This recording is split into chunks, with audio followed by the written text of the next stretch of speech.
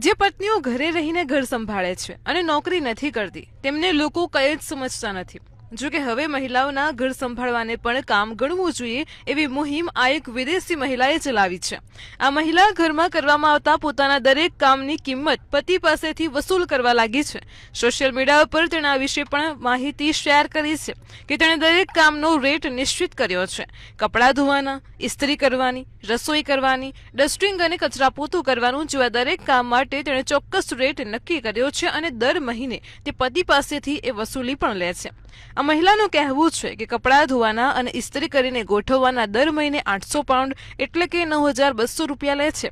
કચરો વાળીને પોતું મારવાના એક દિવસના 10 પાઉન્ડ એટલે કે 1,000 રૂપિયા, ડસ્ટિંગ કરવાના 9,000 રૂપિયા અને એટલું જ નહીં, બાળકો માટે મનપસંદ ભોજન રાંધવાના પણ મહિને 17,000 રૂપિયા લે છે. એમ દરેક કામનું રેટ લિસ્ટ તેની પાસે છે. તો શું દરેક હાઉસવાઈફે એવું કરવું જોઈએ? તમારું શું કહેવું છે? કોમેન્ટ કરીને જણાવો અને આવી જ માહિતી માટે જોતા રહો મંતવ્ય ન્યૂઝ.